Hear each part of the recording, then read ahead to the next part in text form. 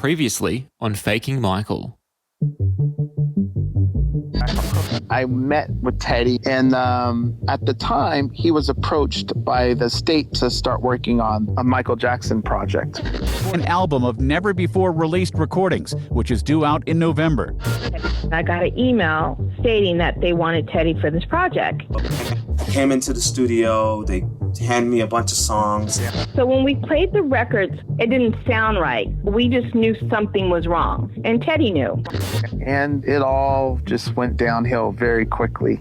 I remember him calling me, like whispering on the phone, say, "Have you heard these tracks? They're not even him." They're going to go with the song that definitely isn't Michael, but also doesn't even represent what he would be singing about. I would just look at him. I was like, I don't understand why you even wasting your time with this. Like, it's not even him, so why even go through with it? Nobody cared about Michael. Nobody cared about Michael's ideas. All it was about the money. LaWanda calls me and says, "Hey, we've heard about this song Hollywood Tonight. They want Teddy to work on it." And this is the honest to God's truth. The first thing he said, he goes, "Finally, something I know is Michael." On October 14, 2010, after working on the Casio tracks for 6 weeks, producer Teddy Riley had finally been given a song called Hollywood Tonight that he knew was sung by Michael Jackson. But when Teddy said, "Finally, something I know is Michael," recording engineer Michael Prince, who had just delivered the track to Teddy, had no idea what he was talking about. I didn't know anything about the Casio thing, nothing. I was taken aback, like, I don't know what he's talking about. Am I supposed to know what he's talking about? While Prince was at the studio delivering the files, Teddy and his manager, LaWanda, asked the engineer to listen to the material that Sony had provided Teddy to work on. LaWanda recalls. So he came down to the studio and we played him all the stuff. I played him the full version of the things that I had immediately. Breaking news. When Prince first heard breaking news in the studio that day,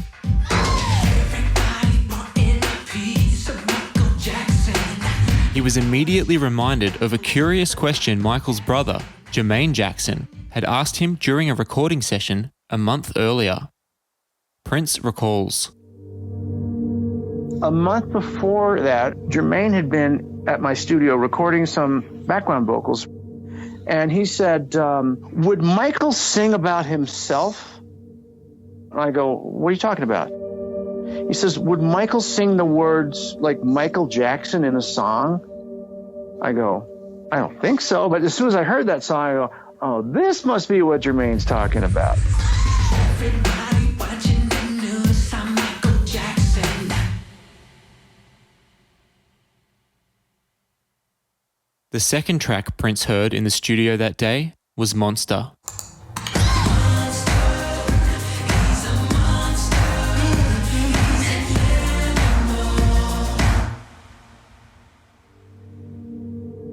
Upon hearing the track, Prince noted that he'd actually worked on a demo for a completely different song, which was also called Monster, during the recording sessions for Jackson's Invincible album. We stopped working on Monster in 2001. When the album came out and it wasn't going to be on the album, Michael never brought that song up again. Prince recalls that Jackson never finished that version, recording only a chorus for the track. Good chorus, really good chorus. That's the only part Michael sang. He sang the chorus. It's a much better chorus than the other Monster. In fact, I played it for Teddy.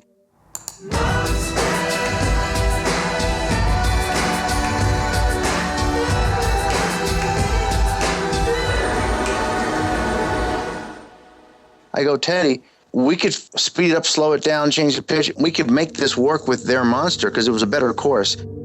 And he let me know the next day. He goes, "I thought about it, and we're just going to stay with their Monster." I said, "Whatever." The third track that Prince heard in the studio that day was Keep Your Head Up, the track that prompted LaWanda and Tarrell to invite members of the Jackson family to listen to the Casio tracks and to offer their opinion about the vocals. Prince recalls the first time he heard it in the studio that day.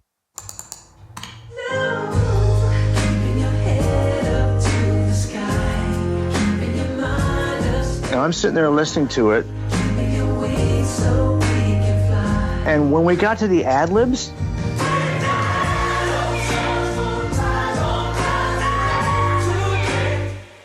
I went, wait a minute. I said, that's an ad-lib from Earth Song.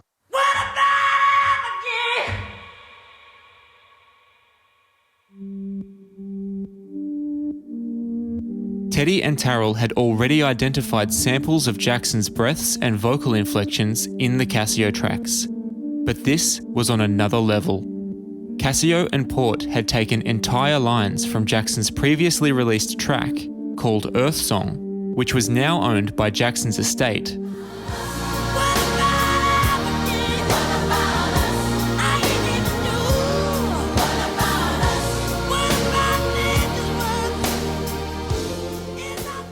Pasted those lines into their track,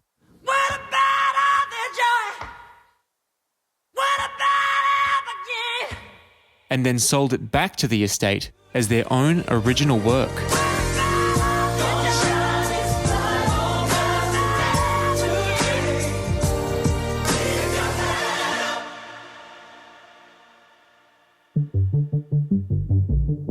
Lawanda recalls that Prince also noticed the same issues that the Jackson family had identified a month prior. He was like, confirming everything that we knew. Like, that's not right. Something doesn't sound right. That's a loop. Where are the outtakes? Where's the snapping of the fingers? Things that Michael does characteristic. Where is it when he's saying, turn that up? All of that stuff. Well, we didn't have it. It was gone. I said, this is all we have. So when he left, we knew that there was problems.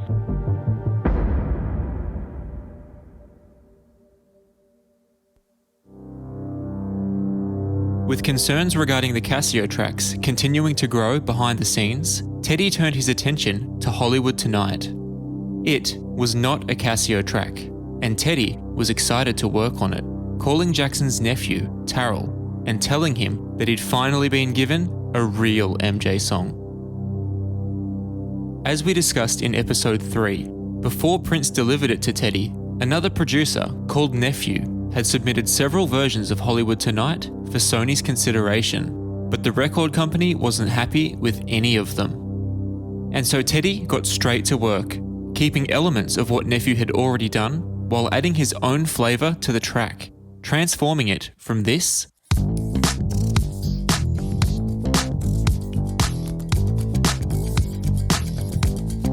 into this.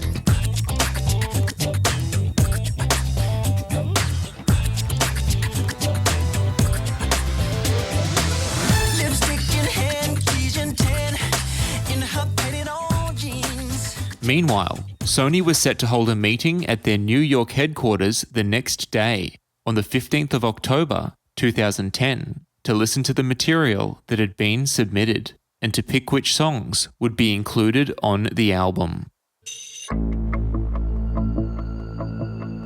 Despite the fact that Teddy Riley had only started working on Hollywood Tonight one day prior, the producer submitted an early mix for Sony's consideration, along with mixes for 3 Casio tracks: Monster, Breaking News, and Burn Tonight. As we heard in episode 3, Teddy had also done some work on the Casio track Keep Your Head Up, but had abandoned production on it because of the ongoing concerns regarding the vocals. Because of this, Sony gave Keep Your Head Up to another producer to finish. In the end, Sony selected 10 songs to comprise the Michael album, including 3 Casio tracks: Breaking News, Keep Your Head Up, and Monster. Teddy's early mix of Hollywood Tonight also made the cut, along with tracks produced by estate co-executor John McClane, rock icon Lenny Kravitz, R&B star Akon, and Jackson's final producer, Nephew.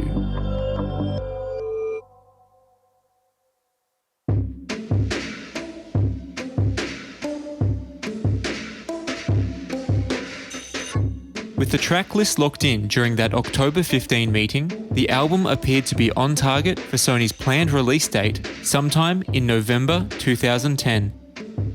But once Sony confirmed the track list with the estate, co-executor John McClane snapped, calling those involved with the project and claiming that the Casio tracks were fakes, with the vocals sung by an imposter, and that they should not be included on the album. LaWanda recalls that prior to the album selection, McClane hadn't raised any issues with the Casio tracks, pointing out that Teddy had initially been working on them at Marvin's Room, the Hollywood recording studio owned by McClane. John McClane was not going against these records. We were doing Monster in his studio. LaWanda also pointed out that a number of tracks McClane had worked on were not chosen for the album, including one featuring a string arrangement by legendary composer Burt Bacharach. There's a song that didn't make the album, and John McClane brought in Burt Bacharach to mix, and they chose not to put it on the album. And before they didn't pick his records, and he thought his records were going on the album, John McClane didn't have a problem with anything. The specific track that LaWanda is referring to, which McClane worked on with Bacharach, but which was not selected for the album, is called All I Need. And All I Need is a Casio track. So when McClane flipped and started saying the Casio tracks were fakes and should not be released, that included All I Need. And while it might have seemed like a straightforward case of sour grapes, being that it happened immediately after Sony selected the album tracks, there was another driving force behind McClane's outburst. As we heard in episode 3, several members of the Jackson family had heard the Casio tracks a month earlier, in mid-September 2010, when Terrell and LaWanda asked them for their opinion on the vocals. I had Randy come into the studio, Michael's brother, and he listened and he said something's not right. But when we played it for other people that knew Michael, they said the same thing. Yeah, I mean, Terrell was the spearheader because Terrell had heard it before anyone really had heard it. And so right away, he knew it wasn't his uncle. He kind of, as a sounding board, played it for myself and TJ as well. I definitely know those aren't my uncle's vocals. I know that. I know that from listening to it. I know it from the evidence. It's not my uncle. It screamed phony and fake. It was just like, that's what they're going to go with. They're going to go with the song that definitely isn't Michael. That was like the dagger in the back. Despite being strong in their convictions that the Casio tracks were fakes, no one from the Jackson family approached Sony or the estate about it, instead only discussing the issue among themselves. But when it became clear that Sony planned on including 3 of the Casio tracks on the album, several Jacksons, including estate beneficiary and family matriarch Katherine Jackson, took their concerns to co-executor John McClane, telling him that they believed the Casio tracks were fakes while insisting they should not be released. And so McClane spoke up, raising the Jackson family's concerns with representatives at Sony and the estate. In response, the estate's attorneys, Howard Weitzman and Joel Katz, along with co-executor John Branca, asked Teddy and LaWanda to come down to their office to go over the tracks that Teddy had mixed and to confirm that they were indeed Michael. LaWanda recalls. So we had this meeting with the estate. Me and Teddy, Joel, Howard, and John Branca all sat down. I was there all day. And that's when we're going over all of our records. And that's why we were down there. And John McClane was calling everybody, going off. Like, he had cursed Joel Katz out and all this stuff. And he was calling everybody like crazy, losing it. LaWanda explains that the attorneys at the estate offered to have co-executor McClane attend the meeting via a conference call, an offer that LaWanda immediately turned down. I wouldn't let him on the phone. I wouldn't let him in the meeting. They asked me, they said, do you want John McClane on the phone? I said, absolutely not. because he showed Teddy nor I any respect. So why would I put him in now so he can curse and scream and go off?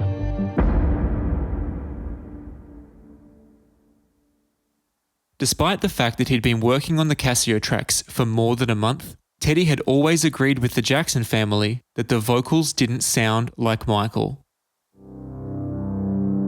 Terrell recalls that Teddy told him that he was only working on the Casio tracks in the hopes that Sony would eventually give him a real Michael Jackson song, something that Terrell didn't agree with. And I would just look at him. I was like, why? I don't understand why you even wasting your time with this. Like, it's not even him, so why even go through with it? And while he had continued to work on the Casio tracks, Teddy did ask LaWanda to confront Sony and the estate about them, explicitly stating that Teddy wanted to make it very clear in the album credits that he had only produced the music and had nothing to do with the vocals. I have proof of me requesting raw vocals. I have proof of me saying Teddy's not going to put his name on it. And we did that to the end. You can look in my credits. I don't have Teddy producing vocals. Absolutely not. Teddy refused to put his name on the vocals. But when he was sitting in front of Branca, Weitzman, and Katz, the producer did a complete backflip, insisting that the vocals on the Casio tracks were the real deal. LaWanda recalls.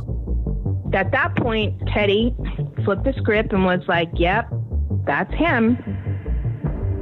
When he knew for a fact that there was wrong with those vocals. And I just smiled. I didn't even say anything. The one track that Teddy had been working on that didn't have any controversy attached to it was Hollywood Tonight. But as Teddy was leaving their meeting with the estate, he asked LaWanda to go back to their lawyer and make a demand regarding the track that left her in shock. LaWanda recalls. So we had Hollywood Tonight, which was 100% him. So when Teddy left that meeting, I'll never forget this, he said, go back and ask for publishing. And I said, no, you didn't write on the record. Why would I do that? Despite the fact that he'd only received the track 2 days prior, had not worked on the original version with Michael, and had not written a word of the song itself, Teddy was asking LaWanda to demand that the estate give him a percentage of its publishing. And when she said no, LaWanda alleges that things got crazy.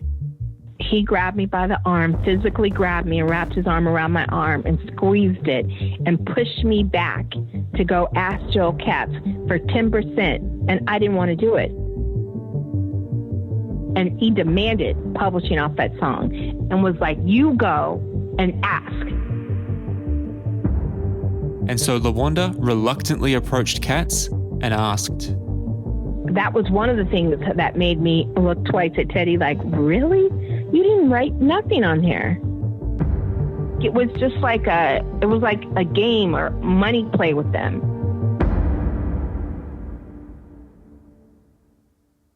By this point, LaWanda's relationship with Teddy was beginning to suffer, and she wasn't happy with the positions that the producer had continued to put her in. Firstly, regarding the vocals on the Casio tracks, and now regarding Teddy's demands for publishing.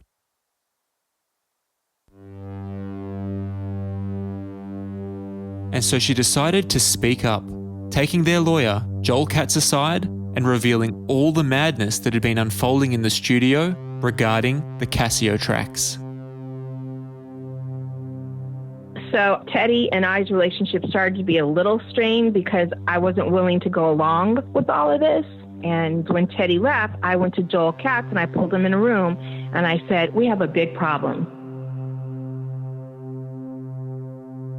And I explained everything that had been going on.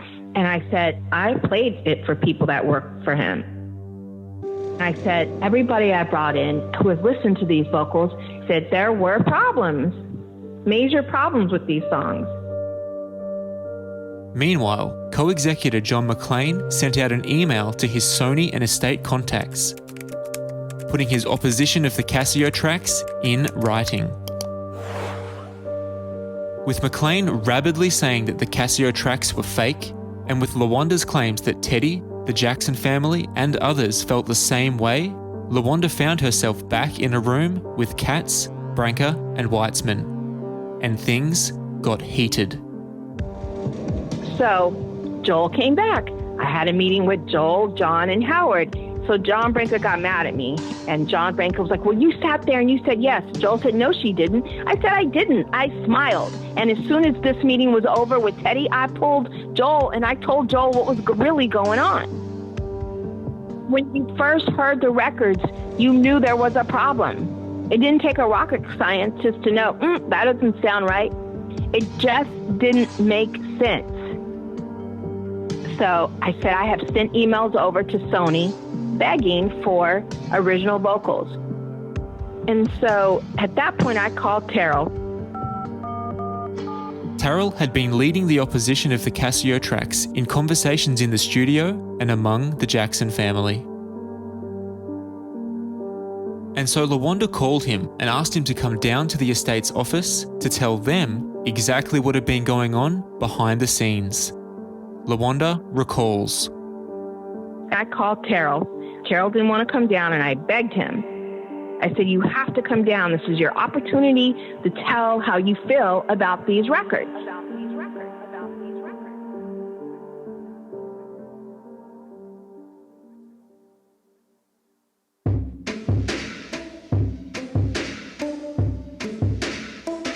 By this point, Terrell had become totally disenchanted with the project because of the Casio tracks.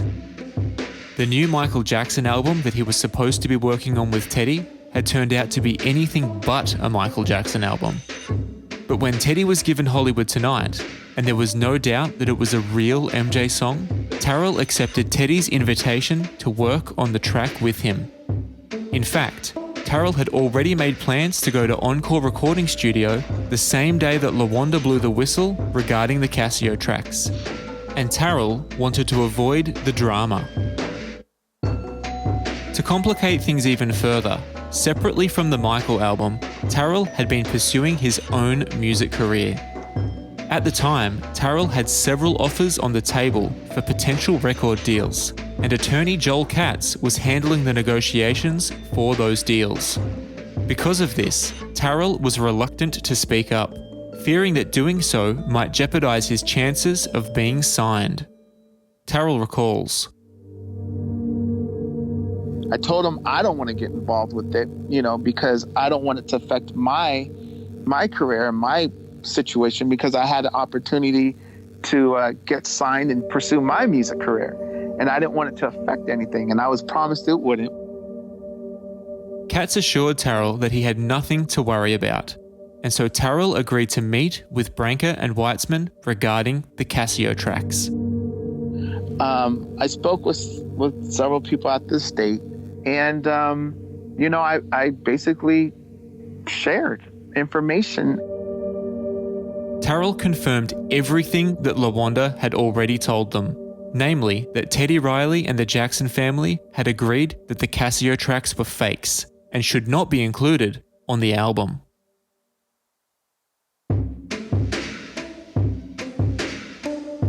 According to Terrell, Branca and Weitzman seemed surprised, telling him that they'd met with Teddy just a few hours earlier and that he didn't seem to have a problem with the Casio tracks. Terrell was shocked, believing that there must have been some kind of misunderstanding, reiterating that Teddy had always agreed that it wasn't Michael's voice. Branca and Weitzman then asked Terrell who he thought was singing if it wasn't Michael. And so Terrell showed them.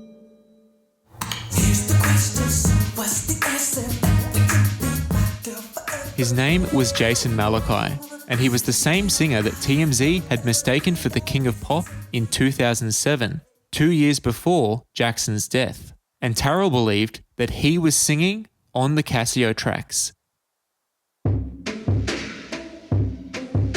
Weitzman told Terrell that he would investigate. Terrell suggested that the estate should hold a listening session with members of the Jackson family and the producers and engineers who had worked with Michael during his life. Before leaving the meeting, Terrell stressed how serious the situation was, insisting that the tracks were fake and should not be released. Terrell then headed down to the studio to work on Hollywood Tonight with Teddy. Normally, LaWanda would have gone to the studio as well, but based on the shenanigans that Teddy had pulled a few hours earlier, LaWanda didn't want to be around him, advising Terrell that he shouldn't go to the studio either. I said to Terrell, don't go work on Hollywood Tonight. I said, don't do it. Please. I begged him not to do it. What does he do? He goes down there, he does it. Despite LaWanda begging him not to, Terrell joined Teddy in the studio, and the pair got to work on Hollywood Tonight.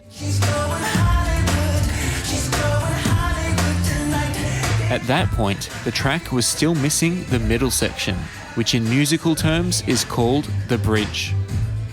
During his life, Jackson had written a bridge for Hollywood Tonight, and his handwritten notes for the bridge had been sent to Teddy. But unfortunately,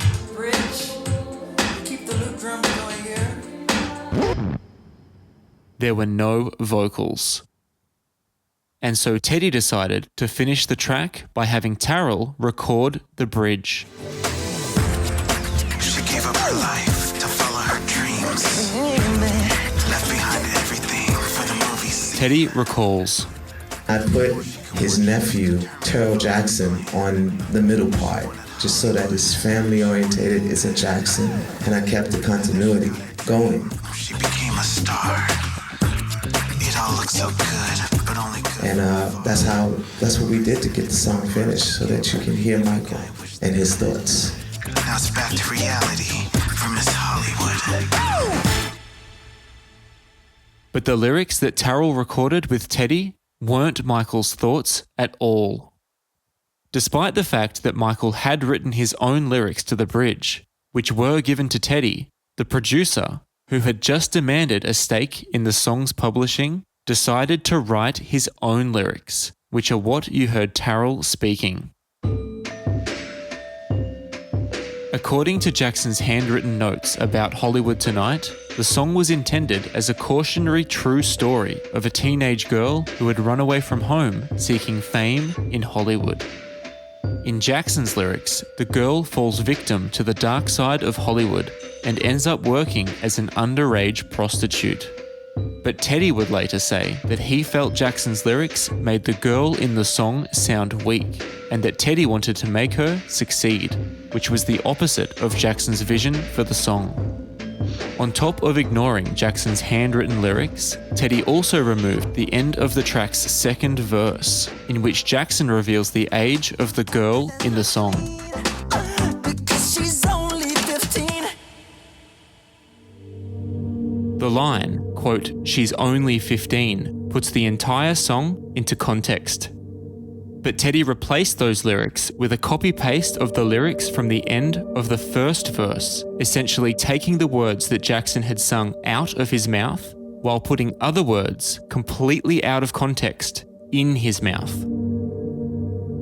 In an interview about his work on the track, Teddy claimed that he was forced to piece the second verse together because Jackson had only written and recorded part of it.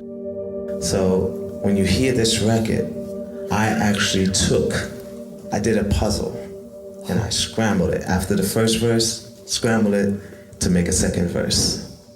All I had is what you heard, and he never wrote the second verse. He wrote part of it. He never wrote the second verse. But this was simply not true.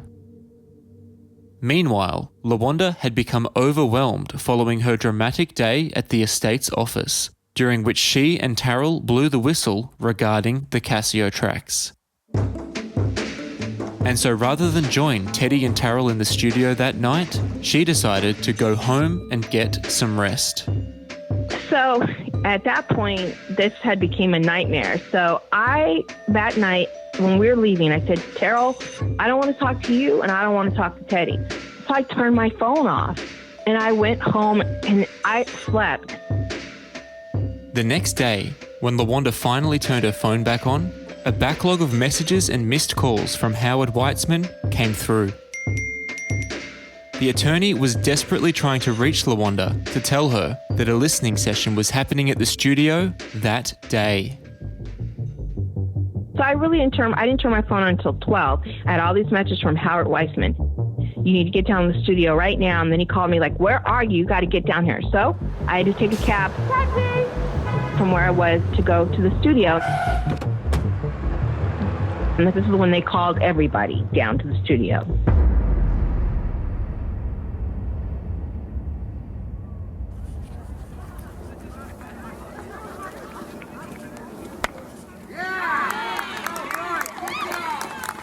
That morning, Terrell and his brothers had been playing in their weekly Sunday League baseball game, and as they were leaving the game, Terrell received a call from LaWanda, informing him about the listening session. There was supposed to be a big meeting with all the engineers and the mixers and people that have worked with my uncle about whether this is him or not. And I was playing baseball, actually, in a Sunday league with my brothers, and I found out they were going to have this meeting without me. And I was like, they're having the meeting when? They're like, it's going on in an hour. You need to get over there. Terrell's longtime friend, Corey Rooney, was with him when he received the call. And so Terrell and Corey jumped in the car and raced down to the studio.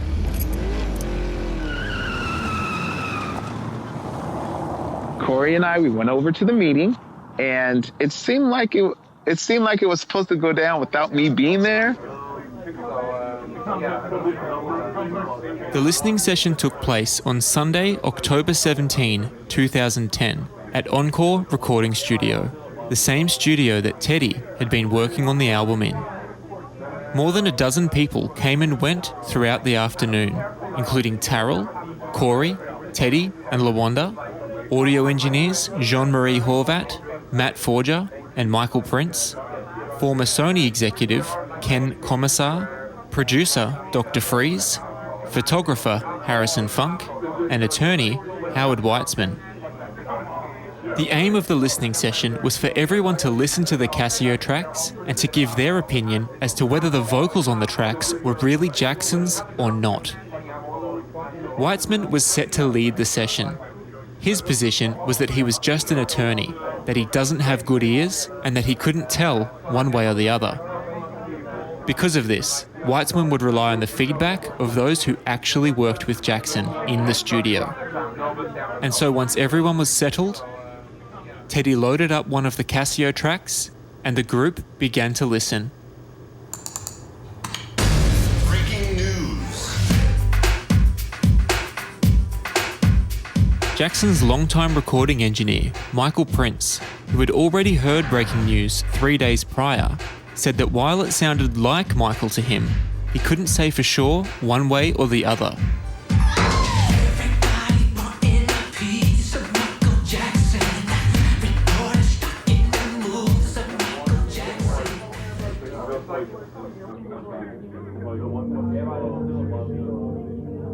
Prince added that he knew Michael and Eddie Casio were good friends, and that he didn't believe that Casio would commit the kind of fraud that the Jackson family was accusing him of. Prince recalls, I was one of the people, when I heard those vocals on the Casio songs, that gave the Casios the benefit of the doubt, because Michael had a lot of respect for Eddie Casio. And I couldn't believe Eddie would think about doing something like that. And I said, well, you know, if here's Michael not singing all that well, that doesn't really sound like his vibrato. I said, but I've never heard Michael sing this song before. So I said, and that's what I told the estate. I go, it sounds like Michael. I said, I can't tell you 100% it is, and I can't tell you 100% that it isn't.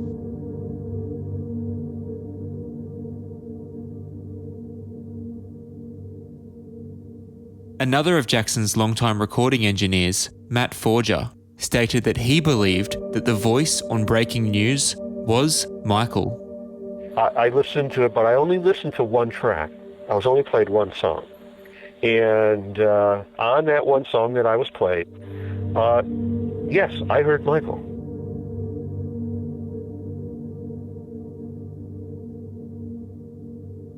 Upon hearing Prince say that it sounded like Michael, and Forger say that he thought it was Michael, Jackson's nephew, Terrell, pointed to a number of trademark habits that were always present on his uncle's vocal recordings, but which were nowhere to be heard on the Casio tracks. Things like Jackson clapping his hands, snapping his fingers, or stomping his feet to the rhythm of the track. Like this, for example, taken from Jackson's 1995 song, Scream. Well, kicking me down, I got to get up, check that the sounds, the host of them sucks, Dabby.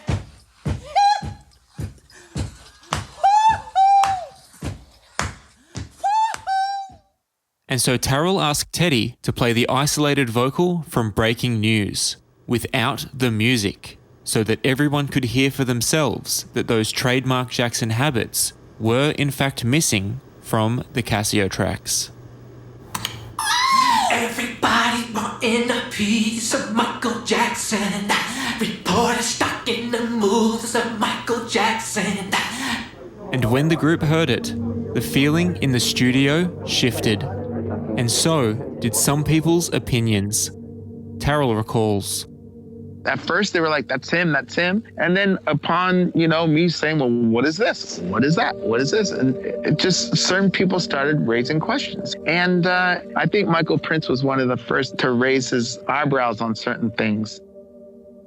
Prince discusses the issues that made him raise his eyebrows. When you hear Michael soloed on their songs, you don't hear any headphone bleed. Michael always has his headphones really loud. You can always hear a little bit of the song through there.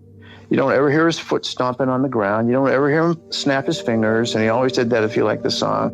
And you don't hear like the end of a take where he goes, let me do that again. And there's nothing in there.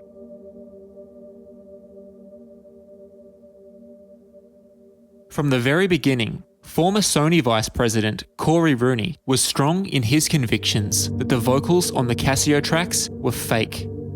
Rooney recalls that during the listening session, producers Dr. Freeze and Teddy Riley both said that they felt the same way. According to Rooney, Teddy even went as far as to say that he no longer felt comfortable working on the project because of the Casio tracks. Teddy, the entire time that we were in the room in front of him, was always alluding to the fact that it was not Michael. He kept alluding to the fact that this was not Michael Jackson. He would look at Terrell, he would look at me, and he'd go, I don't know, dude, this is definitely not him. And at one point, Teddy said, you know what? I don't even feel right doing this. I don't even feel right working on this. And that's a real statement. At one point, he even looked at that and said, you know what? I don't even feel like doing this record because I don't think it's Michael. Teddy's mixing engineer, Jean-Marie Horvat, recalls that during the listening session, he told former Sony executive Ken Commissar that the songs didn't sound right to him. It just didn't, to me, it really didn't sound like Michael. And, I was talking to Ken Commissar, something didn't sound right to me. And it was basically, if it was or if it wasn't the Michael that I knew. Horvat also recalls that Teddy was saying that he didn't believe it was Michael. LaWanda and Terrell recall the same thing. Teddy knew. You had to know from the jump that something was wrong, but Teddy knew. He said it wasn't him. He knew. He told me it wasn't him. He said he knew that it wasn't him. Even recording engineer Matt Forger, who believed it was Michael, recalls that when he heard the isolated vocal, he too began to hear some of the inexplicable technical issues that the group had identified. I am aware of some of the issues that were raised and some of the issues that Teddy spoke of. And quite honestly, the song that I did hear and even the vocal isolated, it was just processed. And I was just hearing things that technically wasn't what I was used to hearing on a Michael Jackson vocal recording. As you heard earlier in this episode, and in episode 3, Terrell believed that Jason Malachi, and not his uncle Michael, was singing on the Casio tracks. When former Sony Vice President Corey Rooney heard the tracks, he felt the same way. Terrell and Rooney pointed out that the singer on the Casio tracks was pronouncing certain words differently to how Michael would pronounce them, but in the same way that Jason did on his songs. They also pointed to the vibrato as one of the most compelling pieces of evidence that Jason, and not Michael, was singing the lead vocal. Vibrato is the pulsating change of pitch in a singer's voice at the end of a sustained note. There are two main characteristics when it comes to vibrato: the amount of variation in the pitch of the note being sung, and the speed at which the pitch is varied. Michael Jackson was a highly skilled singer and had extraordinary control over the speed and pitch variation of his vibrato. The singer on the Casio tracks, on the other hand, had almost no control over their vibrato. It was much faster than Michael's and with much more variation in pitch. And while the characteristics of the vibrato on the Casio tracks weren't consistent with Michael's vibrato, they were consistent with Jason's. Rooney recalls that when people started pointing out the problems with the vocals, attorney Howard Weitzman played devil's advocate, asking the group what would Casio and Port have to gain by saying this was Michael if it wasn't. Like at one point it was being said by Weitzman that, why would the Casios, what would be their benefit? And what would be this, what would be that? And Terrell started getting really upset at the fact that the conversation even was necessary, because of how crazy the record was sounding. Terrell pointed out that Casio and Port stood to make millions of dollars if Sony and the estate believed these songs were real. That in itself, Terrell said, would be more than enough reason for them to lie. According to LaWanda, Terrell was going ballistic, threatening that if the estate didn't scrap the Casio tracks, he would go to the media and expose the entire thing. So, Terrell was like, my family is going to once again be blamed for this. And he had every right to say what he did. I didn't disagree with any of it. It's just like you told him, like, we're going to go to the media. And, I'm literally like looking at Terrell like, shh, stop. You can't come in here and be going off. You can't do that because then they're not going to respect you. So Terrell and I went into a room and I said, you got to calm down. At that point, Teddy got mad and Teddy left the meeting. And at that point, Teddy had flipped and was like, he wasn't going to stand up for Terrell or Mrs. Jackson, which upset me because, at that point, you owe Mrs. Jackson to go say something. The Jacksons had not been invited to the listening session, but they had heard the Casio tracks. And all of them, including Michael's mother, estate beneficiary Katherine Jackson, believed the tracks were fake and should not be released. And so Corey Rooney decided to take a stand and to raise his voice in support of Terrell and his family. So at one point I stood up and I got aggressive and I just said, listen, first of all, how could you guys even question this? If his own mother, Michael Jackson's mother said that's not my child. I said if his brothers line up and say it's not my brother, and you have his nephew here, his blood, if someone was very close to him that said that's not my uncle, what are we talking about? Like, why are we? What is this? Why is this a big discussion? The tension in the studio had reached boiling point, and so everybody left the room to calm down and get some fresh air. Everyone except for Corey Rooney, Michael Prince, and Dr. Freeze. And Dr. Freeze started the conversation by saying, Corey, he said, the music industry needs more people like you. That's what Dr. Freeze said to me. He shook his head. He said, the music industry needs more people like you. He said, because there's too many people afraid to speak up and speak the truth. After a short break, Terrell and LaWanda returned to the studio, and the group listened to another Casio track. This time, it was Keep Your Head Up.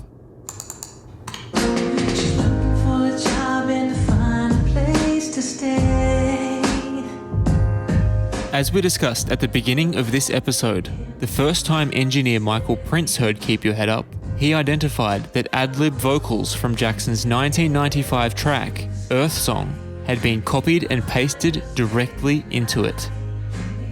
Now I'm sitting there listening to it, and when we got to the ad-libs,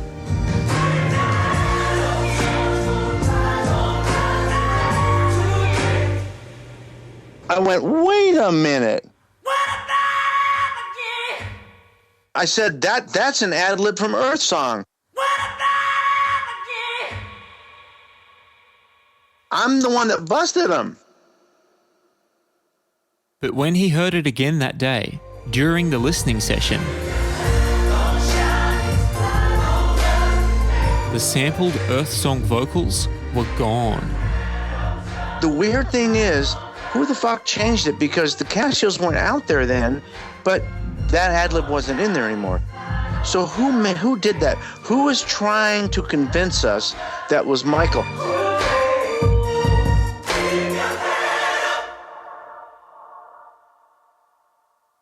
Those at the listening session also identified something similar, but perhaps even more deceptive, in some of the other Casio tracks. Individual words and vocal ad-libs from Jackson's previously released songs had been cut, pasted, and sequenced together, along with vocals from the singer of the Casio tracks, to fabricate new lyrics that Jackson himself had never sung. One example of this was on the song Monster. Why can't you quit stalking me? Oh! Another example was on Breaking News. You keep on breaking, just a breaking. You keep on breaking the news, breaking the news.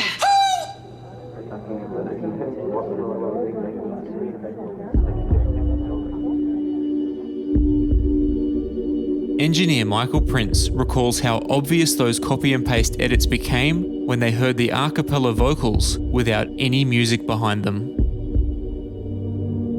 They played a lot of acapellas because we said, we need to hear the voice naked, just naked. And you could hear all the edits. You could hear, it was just edited to shit, But despite all the red flags, including the lack of Jackson's trademark finger snaps, hand claps, and foot stomps, the badly controlled vibrato, and the obvious cut and paste edits, Prince was still on the fence regarding whether or not the King of Pop was actually singing on the tracks. Well, you buy into the whole thing. They're playing it for you, and they solely use some vocals, and it's like, I've never heard him sing these lines before. It's possible it could be Michael. Corey Rooney recalls his interactions with Prince regarding the vocals. Michael Prince turned to me, and I said, Michael, come on, man, seriously. You know that's not. He said, Corey, I'll be honest with you.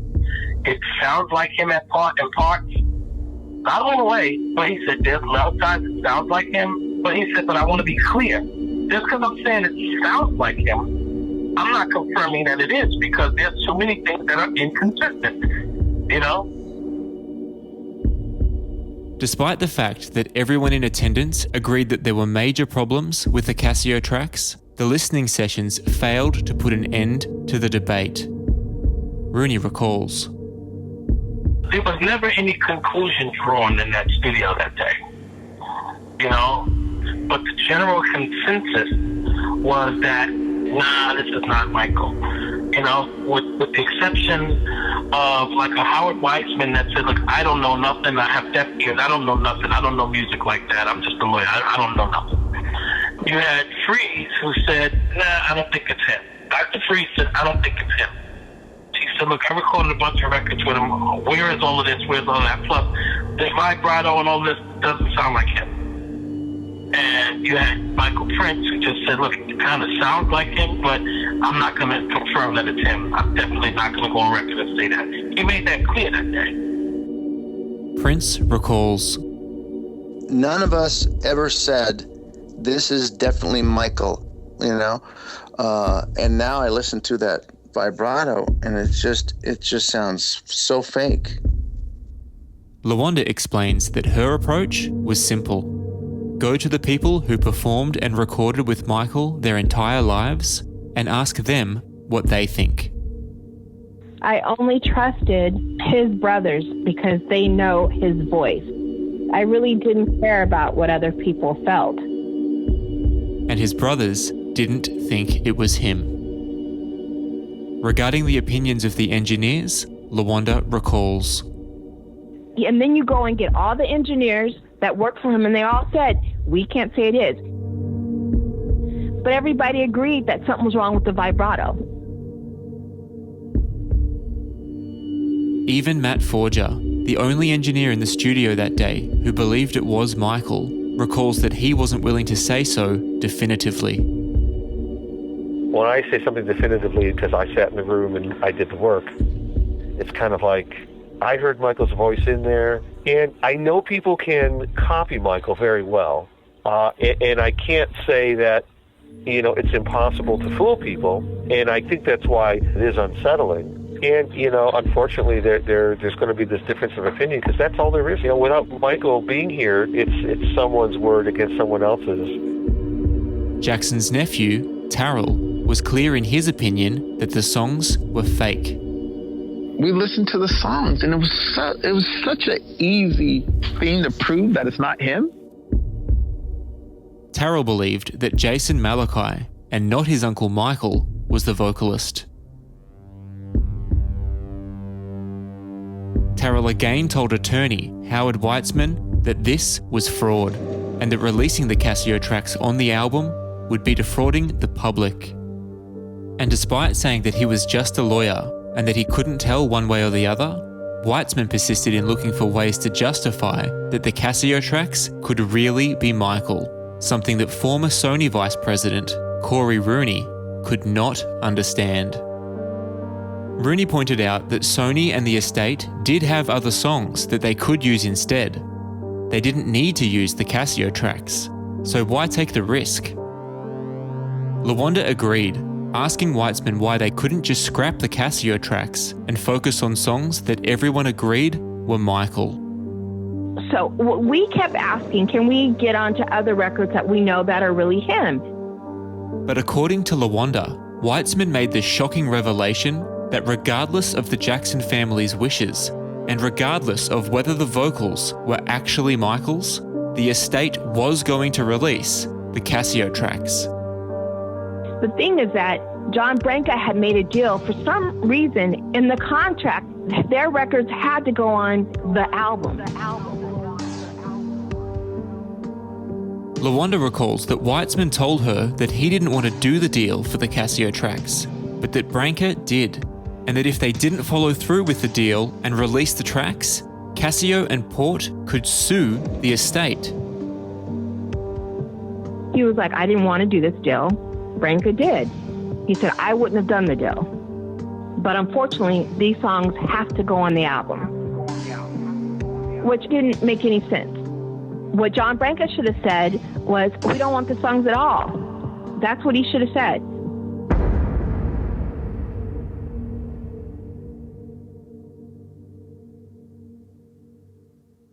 Given all of the red flags that had been identified with the tracks, Eddie Casio and James Port had a lot of explaining to do. Why had they stolen vocals from Michael's previously released songs and spliced them into their tracks? Why weren't there any hand claps, finger snaps, foot stomps, or headphone bleed in the lead vocal? Why did the vibrato sound so strange? Why didn't their tracks have any outtakes? And was Jason Malachi involved with the recording of the vocals? And that's when they asked for more files from the Casios and more proof and more this and more that. And another meeting would happen at the estate. Attorney Howard Weitzman announced that the estate would hold a meeting at their office in 2 days' time, during which Casio and Port would be given the opportunity to prove the authenticity of their songs. And so recording engineer Michael Prince asked Weitzman for Eddie Casio's phone number. Knowing Jackson's creative process in the studio, Prince told Weitzman that if these songs really were authentic, Casio should have an abundance of evidence to prove it. And so Prince called Casio and asked him to bring that evidence. Things like the computer the songs were recorded and edited on, the hard drives the files were stored on, the vocal outtakes, and Jackson's handwritten notes. Anything that might help to answer the numerous red flags that had been raised regarding the tracks. But when Casio and Port showed up and were faced with those red flags, their response left those at the meeting with more questions than answers. In the next episode of Faking Michael. When push came to shove and we had these meetings, and I asked him to bring the other hard drives, the backups, the other outtakes, the takes. They promised hard drives, but nothing showed up. And they'd all been destroyed. They kept using the word destroyed. You know, they threw things away, and just a bunch of lies. Just a bunch of lies. We were friends with the Casios, and that was the hardest thing about it. Because it became us against them, in a way.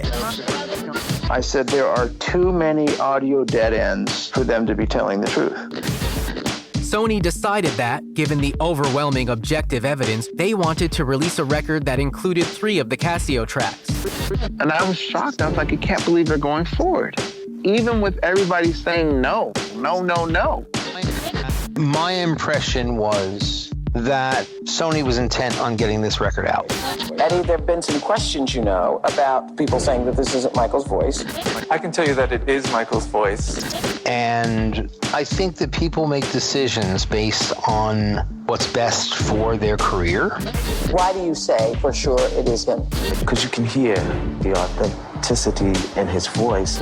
And they did what they had to do to get the record out. And if you ask me, John Branca should be removed because of what they did. Faking Michael is a production of Oath Media, which is researched, written and narrated by me, Damian Shields. Original score, sound design and mixing by Dan Villalobos. Additional research by James Allais and Jamin Bull, and the teams at the MJ Cast and A Truth Untold. Artwork by Stephen Ward. If you enjoy the Faking Michael podcast, please consider rating, reviewing and sharing it. Faking Michael is an independent piece of investigative reporting. All source material is used in a limited and transformative way for the purposes of commentary, criticism, demonstration and education in accordance with fair use guidelines. Some of that material has been edited for clarity and time. If you'd like to contact the makers of this podcast, support our cause, or order a copy of the Faking Michael book, please visit our website at fakingmichael.com.